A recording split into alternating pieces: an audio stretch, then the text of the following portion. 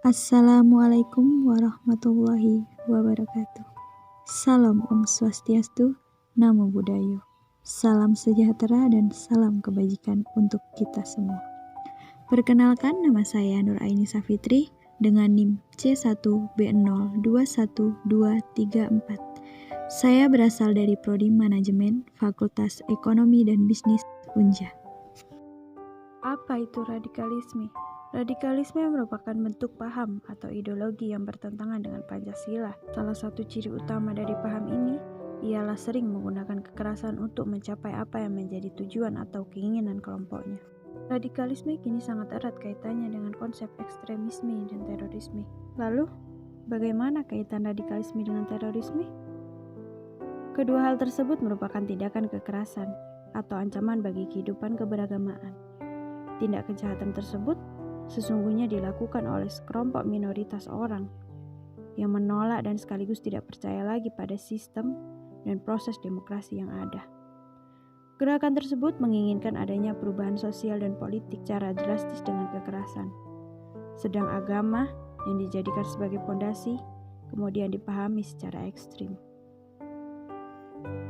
Faktor penyebab radikalisme. 1. Faktor pemikiran. Radikalisme dapat berkembang karena adanya pemikiran bahwa segala sesuatunya harus dikembalikan ke agama, walaupun dengan cara yang kaku dan menggunakan kekerasan. Yang kedua, faktor ekonomi. Masalah ekonomi juga berperan membuat paham radikalisme muncul di berbagai negara. Sudah menjadi kodrat manusia untuk bertahan hidup, dan ketika terdesak karena masalah ekonomi, maka manusia dapat melakukan apa saja, termasuk meneror manusia lainnya. Yang ketiga, faktor politik.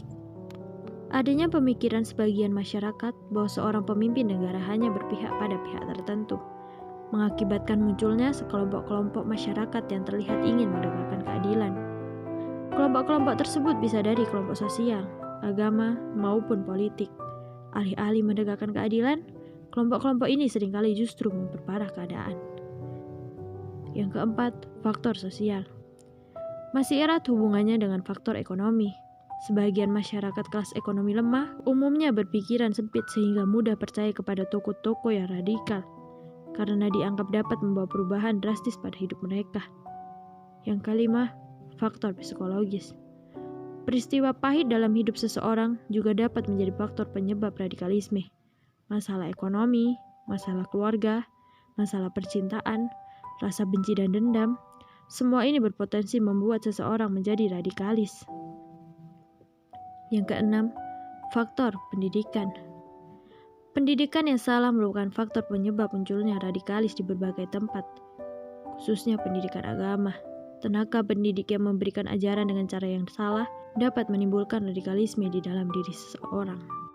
Lantas, bagaimana cara penanggulangan radikalisme di Indonesia?